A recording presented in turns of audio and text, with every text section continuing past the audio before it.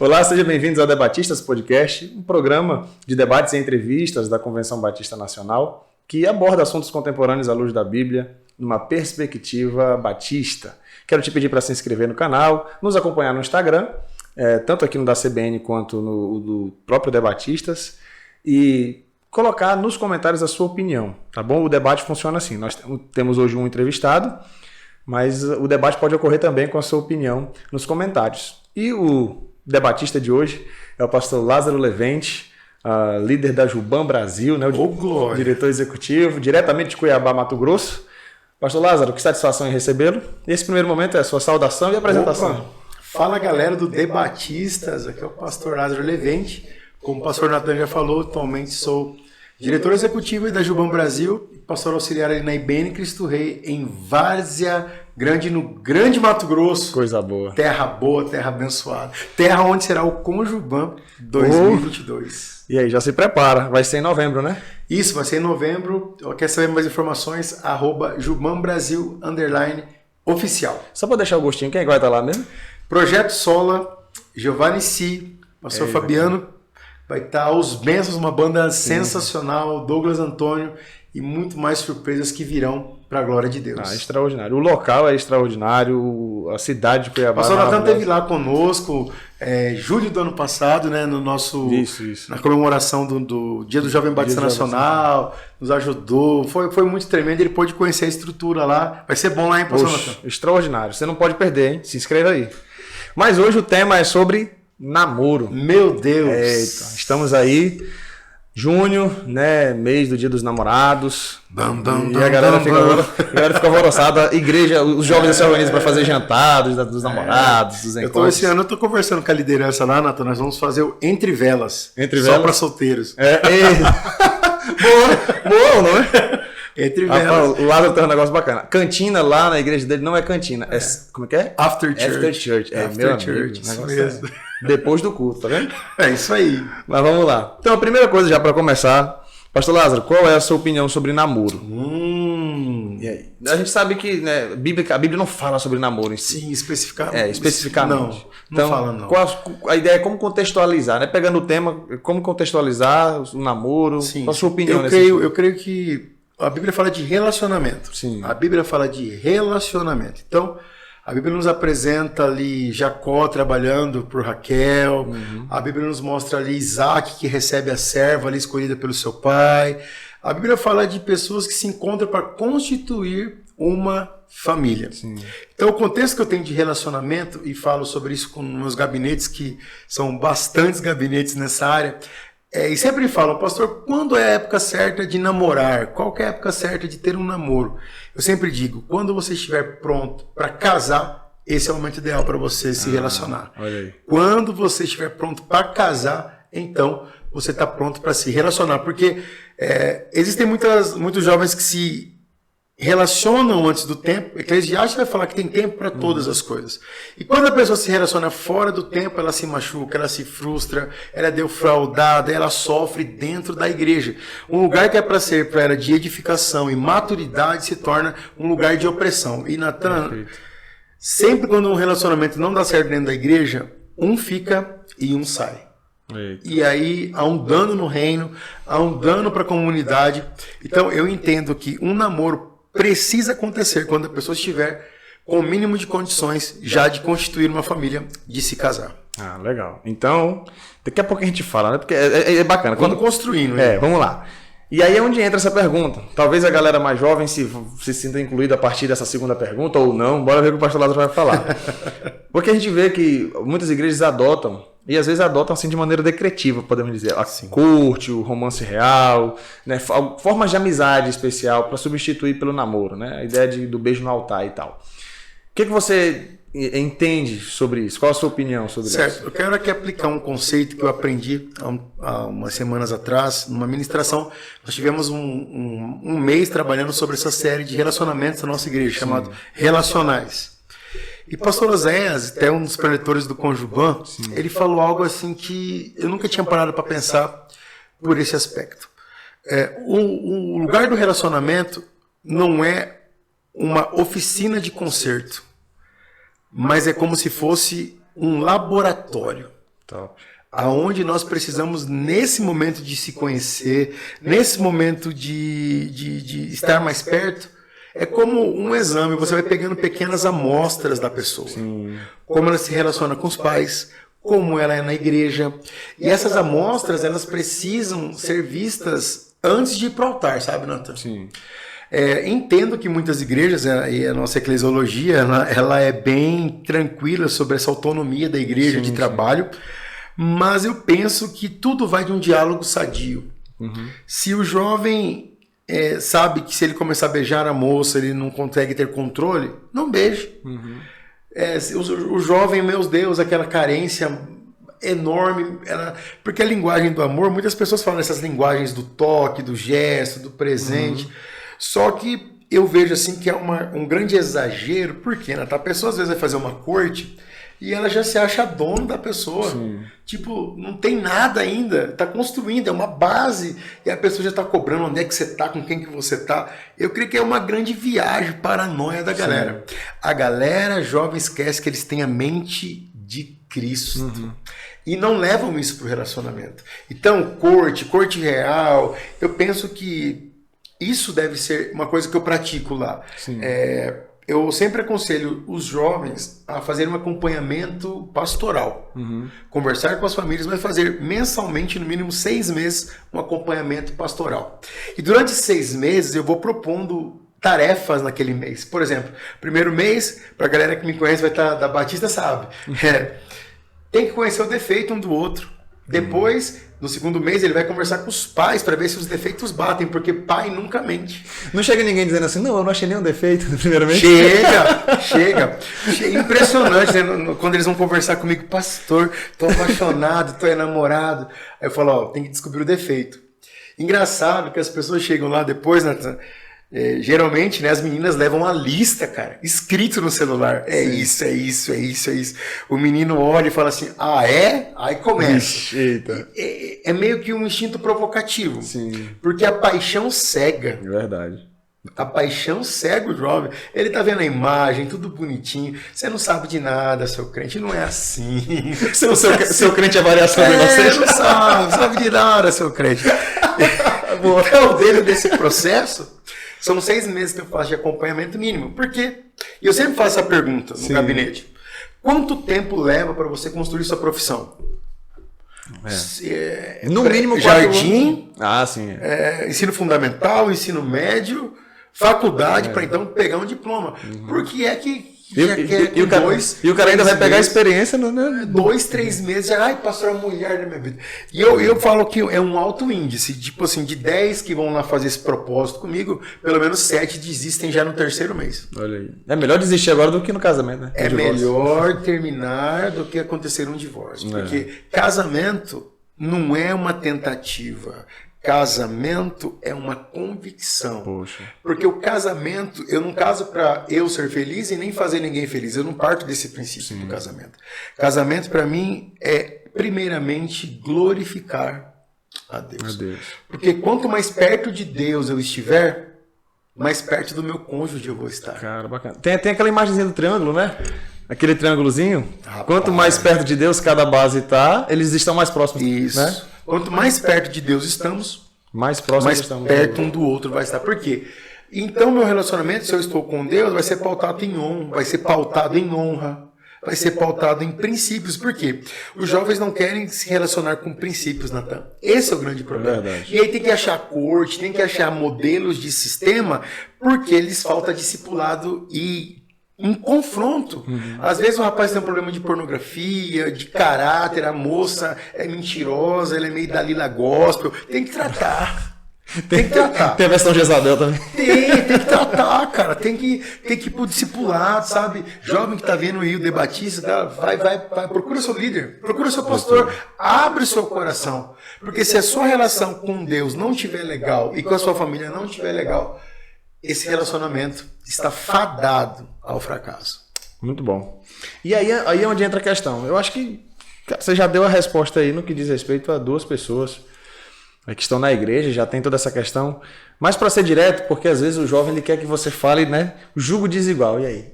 Tem uma bênção ali que tem tudo de bom, só falta se converter. E aí? O Senhor já nos deu orientações. Nós somos o povo de Deus. Uma pergunta que eu respondo muito, Natan. Pastor, existe a pessoa certa para mim? Deus escolheu a pessoa certinha para mim? Eu acredito que o Senhor, através do seu sacrifício, através da sua obra, Ele salva os seus filhos para que os filhos, tribos, se relacionem com a sua tribo, o meu povo. Toda vez que o povo de Deus se misturou, Natan, deu problema. Deu problema. Deu problema. Isso é uma indicação bíblica muito clara. Toda vez que o povo de Deus se envolveu com um povo pagão, com um povo que não era de Deus, deu ou não deu problema? Só certeza. Problema. Pastor, eu posso ganhar ele para Jesus? A Bíblia vai dizer que tudo é possível. Não há impossível para Deus. Mas como que eu vou apostar meu coração? Como que eu vou apostar minhas emoções? Como que eu vou apostar no meu futuro sobre algo incerto? Os seus princípios é fidelidade, o seu princípio é congregar, o seu princípio é viver em comunidade, o princípio do outro é ir para o bar, beber cerveja, não é compatível. Logo, entendo que julgo desigual é aquilo que coloca um peso a mais em cima do outro nisso aí. E, jovem, não se entrega para qualquer pessoa e não se engane. Quem salva a pessoa é o Espírito Santo, e tem muito crente querendo ser o Espírito Santo na vida de alguém. Não, eu vou salvar, eu vou discipular, e se esquece que a salvação é pela graça, é pela fé, é obra divina. Então, se você estiver assistindo esse podcast aqui, o Debatistas, e estiver namorando alguém que não professa a mesma fé que você, não anda nos mesmos caminhos que você, saiba que você está numa ladeira escorregadia e essa ladeira é rochosa e é perigoso você se machucar. Enquanto o seu princípio é se guardar em santidade, talvez o princípio dessa pessoa é sexo antes do casamento. E sexo antes do casamento é maldição para sua vida. Olha aí. E já seria a próxima pergunta. Sério? Qual o seu recado para jovens que mantêm relação sexual antes do casamento? Toma vergonha na sua cara. E aí, curto e grosso, né? Bem direto. Sabe por quê? Você acha que Cristo te salvou para isso? Cara. Você acha que Cristo morreu na cruz para que você vivesse uma vida se lambuzando no pecado? Sabe, o sexo, ele tem um momento certo para a vida do cristão. É no casamento. Um jovem de verdade, eu costumo sempre dizer isso, que um jovem de verdade não leva uma menina para a cama, Natan, ele leva ela para o altar. Glória a Deus.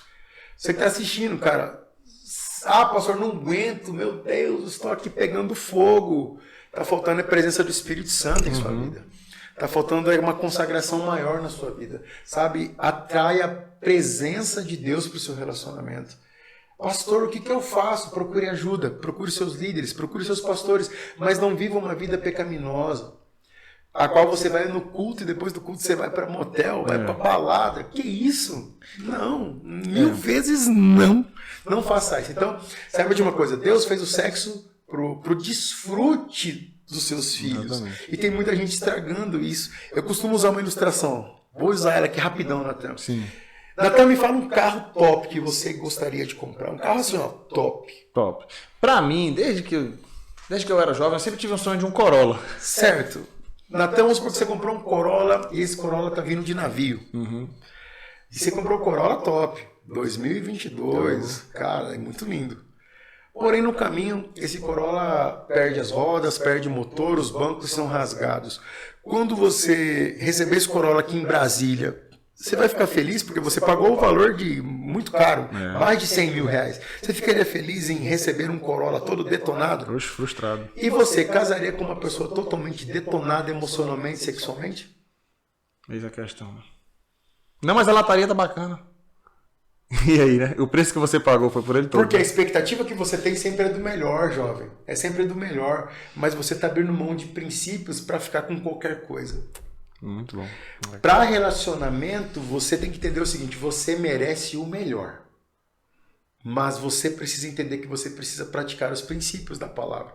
Quem pratica os princípios, Natan, e aí que entra os problemas. Jovens se viciam em pornografia, jovens se viciam em perversidade sexual.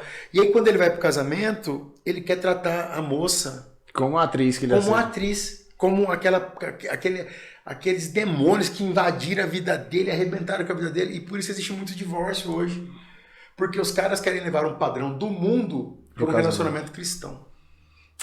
Então, fuja desse tipo de relacionamento abusivo, fuja desse tipo de relacionamento de não, mas eu vou casar com você, vamos aqui e tal. Não negocie princípios por causa de prazer. Sem falar, Lázaro, eu acredito que pode até ser simplista, mas é uma coisa que parece que na minha prática de vida funciona. Quando você consegue ter um relacionamento, namoro santo, se guardando, tentação tem, né? Imagina, a tentação, a vontade de... Normal. Né? E você se guarda para o casamento. Quando chegar no casamento, que vier as tentações, né? Para relação extraconjugal, você tá treinado, cara. Você fala assim, oxe, eu segurei a onda no namoro. Já passei por isso. Já passei por isso. Então, Deus me dá graça. Eu acho que será... É uma espécie de jejum, poderíamos dizer assim, e que te fortalece no relacionamento a dois. Eu acho que talvez por isso... A galera não consegue segurar onda no namoro, na hora que tá à vontade faz. E aí quando ele tá num relacionamento, o cara tá lá no trabalho, deu a oportunidade, deu a brecha, vai lá e trai. Né? Por isso pode ser simplista, não tem nenhum estudo falando sobre isso aqui, a Bíblia não fala diretamente sobre isso que eu estou falando, né? Até porque na Bíblia não tinha esse tempo de namoro. Mas parece que tudo aquilo que eu construí, falando da minha vida, eu casei virgem com a minha esposa e tudo, esse tempo de segurar a onda, de orar, de se guardar, isso ajuda muito na nossa vida a dois. Você pensa assim, caramba, eu tenho Deus. O homem não se engane. Né? Aquilo que ele semear, ele vai colher. Ele vai colher. Então, entenda que a colheita, ela é algo que não tem como fugir dela. Então, o relacionamento, ele precisa estar pautado nos princípios de Deus. Às vezes as pessoas falam, não tem um negócio específico de namoro na Bíblia. Ok, não tem. Falando assim, ó, um namoro, assim. Sim. Mas a Bíblia, se você for pegar as escrituras, ela sempre vai falar de santificação, de separação. Ela sempre vai falar de resguardo, ela sempre vai falar de honra a Deus. Sim. Ela sempre vai falar de viver os princípios, de obedecer, vai comer o melhor da terra. Sempre tem uma consequência para aqueles que decidem se separar para Deus. Sim. Então, eu penso que esses são claras diretrizes para que eu possa ser um adolescente legal na igreja, jovem, que constitui família. Então, fique esperto com essa questão sexual. O pastor Paulo vai fazer várias recomendações de abstinência de questões sexuais. Isso não é à toa. Não é à toa, pronto. Rapaz, você está dando a deixa para cada pergunta. Não é à toa. Se o apóstolo Paulo deixa registrado ali sobre tirarmos da nossa vida essas questões, é porque ele sabe que isso influencia no nosso relacionamento com Deus. Então, se a gente é fraco no relacionamento com Deus, a gente também vai ser fraco diante das tentações. Show. E aí já vem então a última pergunta, né? E os jovens que de repente entendem que Deus não os chamou para o casamento, né? Como suportar essa pressão da sociedade e sem pecar individualmente? Eu vi, rapaz, exatamente ontem um vídeo do Iago Martins, né? Falando sobre os 144 mil selados lá, mas ele trouxe uma opinião dele. É interessante que a opinião dele seriam celibatários. Ele traz uma opinião bem fundamentada, por sinal. Mas é interessante o ponto de vista. Mas não é nem isso que eu queria... Só queria pontuar que no raciocínio que ele colocou lá, esses 144 mil selados, e que o texto fala também, que não tocaram em mulher e tal. Mas ele de fato entende ali que são judeus que se guardaram, que nós somos igreja. Que dedicaram. Pois é, mas ele fala sobre essa questão da divisão de igreja de Israel, ele traz um conceito bem interessante. Mas eu gostaria de falar isso, de repente esses jovens que vivem aquilo que Paulo falou, né? Aconselho que sejam como eu e tal. De repente tem pessoas que falam assim, eu não sinto que Deus me chamou para o casamento, eu quero gastar a minha vida na evangelização, na obra. Qual o conselho? De repente tem um jovem ouvindo a gente aqui, ele fala, tá, cara, mas eu não sinto que eu sou chamado para isso. E aí? Como suportar essa pressão? Eu tenho, lá na igreja que eu sou pastor auxiliar, nós temos vários casos na frente de pessoas que já têm mais de 40 anos, são muito bem sucedidos financeiramente, profissionalmente, academicamente. E eu já fui líder dessas pessoas e atendi, conversei com essas pessoas para entender. Porque na cabeça do casado, eu não sei como, tipo assim, como que eu não vivia casado antes, né? Sim. Mas conversando com eles, eu falei assim, pastor, é uma questão muito íntima. Ele falou assim, ó, eu olho as meninas, moças, as mulheres da igreja, eu olho. Só que, pastor, eu não me vejo casado, acordando. Só que todas essas pessoas, o próprio pastor Natan já deu uma deixa aqui.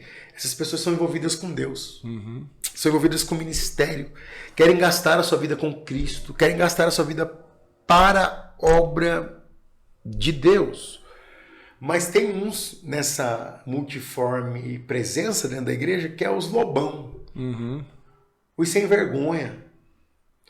que falam que tem esse chamado, mas ficam caindo de moça em moça. Ou seja, esse voto que ele diz ter, Nathan, não é inexistente, é falso. Ele só está enganando a si mesmo e causando muitos problemas na igreja. Penso que essas pessoas que têm esse chamado, Nathan, elas sempre estarão envolvidas e muito próximas à liderança. Sim.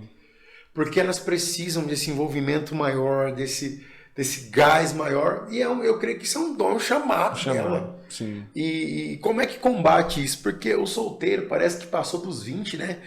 Ai, meu Deus, não vou casar. Ai, meu Deus, e a pressão, né? E o povo já ainda, vou arrumar uma mulher pra você ali. Não, tem uma menina abençoada ali na igreja. Eu penso, sabe, como que combate isso? Não sendo verdadeiras testemunhas de Cristo. Se a pessoa olhar para você e ver você envolvido nas coisas de Deus, não envolvido com polêmicas, não envolvido com coisas erradas, elas terão temor até para fazer essas brincadeiras, sabe, Natan? É verdade. Mas se o cara ou a menina é meio que mal acabado, meio mala, elas sempre sofrerão esse tipo de pressão. Porque as pessoas veem que elas têm um discurso, mas a prática não é a mesma. Mas penso que essas pessoas que têm realmente esse chamado devem se envolver muito com a obra de Deus e serem cheias do Espírito. Isso vai testemunhar e fortalecer aquilo que elas professam. Às vezes essa pressão de fora faz até com que a pessoa pense, né, ou repense, será que tem alguma coisa errada em mim? Às vezes é um chamado que eu tenho, mas às vezes eu penso, será que tem alguma coisa errada em mim? Poxa, porque eu não sinto essa vontade, não me vejo casado, meu negócio é evangelizar e tudo, mas eu vejo as pessoas formando famílias e tal, e parece que há uma pressão. Aí fica aquela, às vezes fica essa preocupação. É natural a gente até ver, acho que mais mulheres do que homens, né, que entendem esse chamado, né, que se separam para Deus e tudo. A recomendação do apóstolo Paulo para os solteiros é o quê? Se envolva com as coisas de Deus. Então, para você que está aí assistindo esse podcast, antes de casar, gaste sua vida com Deus, seu tempo com Deus, seus recursos com Deus. Aí você vai ter até clareza, né? O que é que Deus tem para você. A Bíblia vai dizer que quem tem o Espírito Santo guia o caminho da verdade. Ele não vai ser enganado. Maravilha. Não vai ser enganado. Então, galera, você que tem esse dom do celibato, digamos assim, glória a Deus por isso, não se sinta pressionado. E pegue, e se todas as coisas cooperam para o bem, automaticamente pegue essas brincadeiras, pegue essa pressão e transforme isso em uma questão leve, tranquila e viva para a glória de Deus. Maravilha. E até aproveitando isso que você falou, se a pessoa está buscando em Deus e de repente ela descobre que o dom dela é para o celibato, ou de repente ela descobre que é para o casamento, aquilo que você falou, ela vai estar tão satisfeita em Deus, tão cheia de Deus, e encontra outra pessoa tão satisfeita em Deus, tão cheia de Deus, ou seja, não me falta nada, agora eu quero compartilhar essa alegria, essa vivência com outra pessoa. Isso aí. São duas pessoas completas em Cristo dividindo a vida, imagina como vai ser, né? Um se dando ao outro. Vivendo cheias do Espírito e vivendo para a glória de Deus diante daquilo que está proposto a ela, seja o celibato ou seja o matrimônio. Show de bola. Então você que participou conosco, a gente já está finalizando o nosso programa. Muito obrigado por participar. Deixa aí nos comentários a sua opinião, compartilhe, manda pro seu amigo lá da igreja, o seu colega, aquele jovenzinho de 12 anos que já está querendo namorar, manda para ele. Eu não posso terminar esse podcast sem falar uma coisa. Adolescente não pode namorar. Olha aí, fechou. Fechou. Não pode namorar. Meninas que estão me ouvindo, o cara tem que levar para o altar e não para a cama. Jovem, não namore para cair, namore para glorificar a Deus. Pronto, fechou. Já é a sua palavra final? Pô, já pode... Já bora pro final, galera. Pastor Natan, obrigado, cara. Estamos aqui em Brasília, o complexo está pegando lá, mas nós estamos aqui. Mas eu quero deixar aqui para você, siga a nossa página da Jubam Brasil, @JubamBrasil _oficial, muitas informações do congresso. E se você quiser saber mais do meu trabalho, também @LeventeLázaro. Pronto, a gente vai deixar todos os links aqui na descrição. Todos que os links. Deus te abençoe e tem um material já pronto. Eu só preciso encaixar a agenda. Um seminário online sobre relacionamento. Até comentei com você. Tem até um livro para lançar, um e-book chamado Saindo da Fossa. Saindo da Fossa, exatamente. Que é um testemunho que eu conto de um namoro que eu tive dentro da igreja de forma errada, que quase me custou muita... Na verdade, me custou muita coisa, mas o seminário chama Relacionamento com Propósito e Relacionamento Recreativo. Será que a galera participaria? Rapaz, só com esse título aí, Saindo da Fossa. E o e-book vai ser de graça para a galera que quiser baixar. Vai ser top. Pronto. Então, Pastor Lázaro, muito obrigado por participar conosco. Muito bom, bem descontraído. Você não pode ficar com esse vídeo só para você. Compartilha. Então, muito obrigado. Se inscreva no canal, curta o vídeo e até o próximo Debatistas. Valeu, galera!